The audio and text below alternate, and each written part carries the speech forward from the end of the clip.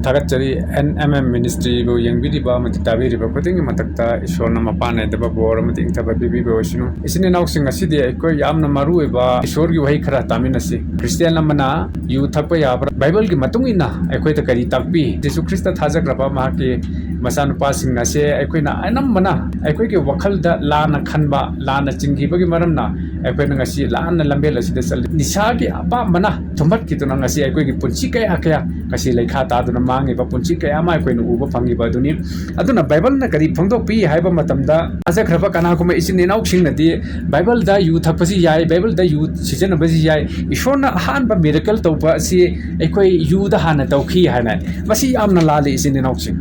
ishona miracle tawkhiba han ba miracle tawkhiba si kari maram gi tawkhibano haibasi ekoi khangba ma yam darkar hoy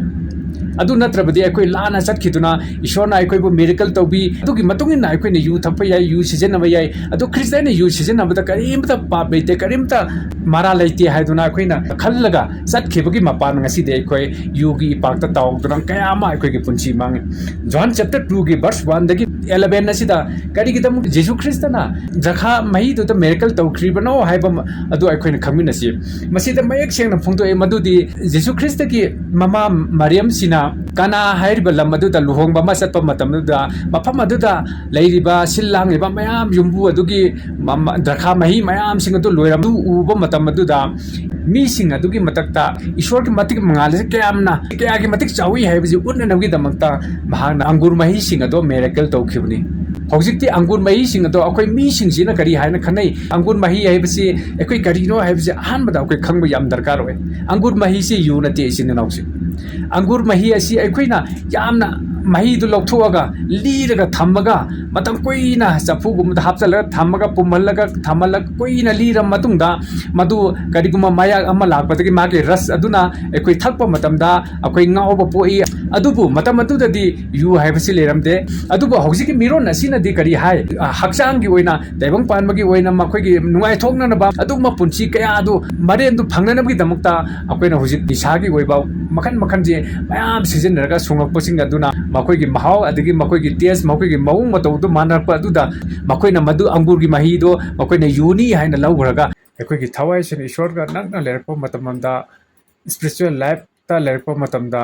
shaitan singa sina ekoi bu tamna singthokna na ba tamna mangan na bi damakta makoi na siuba sinjak singta ekoi si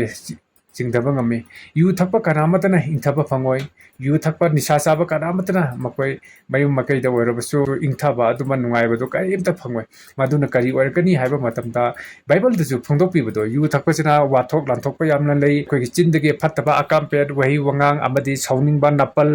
khambanba mi phuningba seningba sigumba mayam phattaba thabak sing mayam asigumba wakhalon jasi ekoi gi nisha sidagi thoi aduna nisha si sijenaba matamda ekoi gi thawai da ishwar phana thajaba orabasu spiritual life ta phana leramba orabasu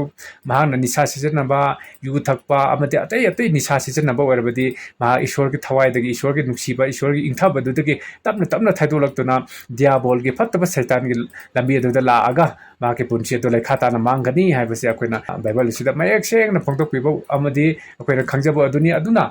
ishwar thaja diriba singnasu akoi yemina si yu thakpa kana amatana ma ke imungda ingthana leiba ngamwa aletana ma ke matu masa singa ma ke kairo lekai singa khana ba chaina ba launa ba sikuma phata ba thabak sing aktani nisha sida thol lebasi aduna di ekoi ngasi taibang palista ekoi Christian oigrabo orabasu Christian oidabo orabasu nisha season ba yu thakpa haibasi yamna phata ba thabak amani aduna ekoi masi yaye basi akoi ishwarna hai Bible da phongdopi haiduna akoi na lan na thajaraga admana laga ekoi gi punchi singa do lekha ta han mado ishwana pamde aduga nahak amana lekha ta ke ba matamda nahak imung manung pura moksu lekha ta gani haibasi ai thamjani maduni adune ishwar gi apamadi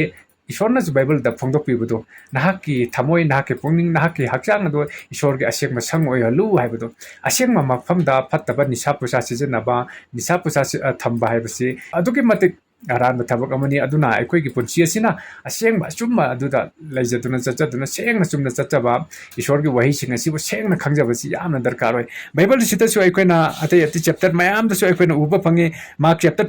2ꯒꯤ verse 22 ꯑꯁꯤꯗ ꯌꯥꯝꯅ ꯃꯌꯦꯛ ꯁꯦꯡꯅ ꯐꯣꯡꯗꯣꯛꯄꯤꯕꯅꯤ ꯑꯗꯨꯒ ꯂꯨꯛ chapter 21ꯒꯤ 34 ꯑꯁꯤꯗꯁꯨ ꯐꯖꯅ ꯐꯣꯡꯗꯣꯛꯄꯤꯕꯅꯤ Roman ꯆꯦꯞꯇꯔꯗꯁꯨ ꯅꯍꯥꯟ ꯎꯕ ꯐꯪꯒꯅꯤ ꯑꯗꯨꯒ ꯑꯍꯥꯟꯕ ꯀꯣꯔꯤꯟꯊꯤꯌꯥ ꯄꯟꯗꯨꯞ 6ꯀꯤ ꯄꯗ 10 ꯑꯁꯤꯗ ꯀꯔꯤ ꯐꯣꯡꯗꯣꯛꯄꯤꯕꯗꯣ ꯑꯩꯈꯣꯏ ꯈꯤꯇꯪ ꯇꯥꯃꯤꯟꯅꯁꯤ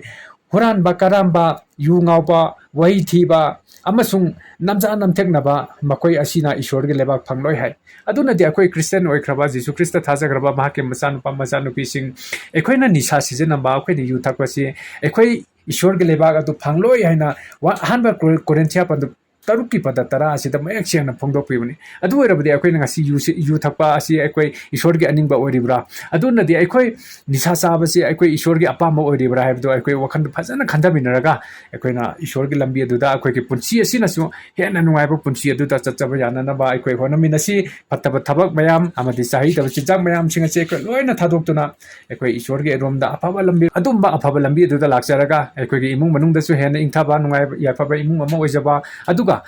ꯁꯃꯥꯖꯇꯁꯨ ꯑꯐꯕ ꯑꯗꯨꯝꯕ ꯑꯐꯕ ꯃꯍꯣꯜ ꯑꯃ ꯄꯨꯔꯛꯄ ꯉꯝꯕꯒꯤ ꯑꯗꯨꯝꯕ ꯊꯧꯅꯥ ꯄꯥꯡꯒꯜ ꯑꯗꯨ ꯑꯩꯈꯣꯏꯒꯤ ꯊꯛꯇ ꯑꯣꯏꯔꯛꯀꯗꯧꯔꯤꯕꯅꯤ ꯑꯗꯨꯅ ꯉꯁꯤ ꯑꯩꯈꯣꯏ ꯅꯤꯁꯥ ꯆꯥꯔꯤꯕ ꯌꯨ ꯊꯛꯏꯕ ꯃꯈꯜ ꯈꯨꯗꯤꯡꯃꯛꯀꯤ ꯅꯤꯁꯥ ꯁꯤꯖꯤꯟꯅꯔꯤꯕ ꯏꯆꯤꯟ ꯏꯅꯥꯎꯁꯤꯡ ꯑꯍꯜ ꯂꯃꯟꯁꯤꯡ ꯏꯃꯥ ꯏꯕꯦꯟꯁꯤꯡ ꯑꯩꯈꯣꯏ ꯅꯤꯁꯥ ꯑꯁꯤ ꯊꯥꯗꯣꯛꯁꯤ ꯅꯤꯁꯥ ꯑꯁꯤ ꯏꯁꯣꯔꯅ ꯌꯥꯗꯕꯅꯤ ꯃꯁꯤ ꯏꯁꯣꯔꯒꯤ ꯃꯥꯌꯣꯛꯇꯅꯤ ꯍꯥꯏꯕꯁꯤ ꯑꯩꯈꯣꯏ ꯃꯌꯦꯛ ꯁꯦꯡꯅ ꯈꯪꯃꯤꯟꯅꯁꯤ ꯏꯁꯣꯔꯒꯤ ꯑꯆꯨꯝꯕ ꯂꯝꯕꯤꯗꯨ ꯂꯥꯛꯆꯔꯒ ꯑꯩꯈꯣꯏ ꯁꯦꯡꯅ ꯆꯨꯝꯅ ꯂꯦꯞꯆꯕ ꯄꯨꯟꯁꯤ ꯑꯃꯃꯝ ꯑꯣꯏꯃꯤꯟꯅꯁꯤ ꯍꯥꯏꯕꯁꯤ ꯑꯩꯅ ꯍꯥꯏꯖꯅꯤꯡꯕꯗꯨꯅꯤ ꯊꯥꯒꯠꯆꯔꯤ ꯄꯨꯝꯅꯃꯛꯀꯤ ꯃꯊꯛꯇ ꯏꯁꯣꯔꯅ ꯏꯪꯊꯕ ꯑꯃꯗꯤ ꯅꯨꯡꯉꯥꯏ ꯌꯥꯏꯐꯕ ꯄꯤꯕꯤꯕ ꯑꯣꯏꯁꯅꯨ ꯑꯃꯦꯟ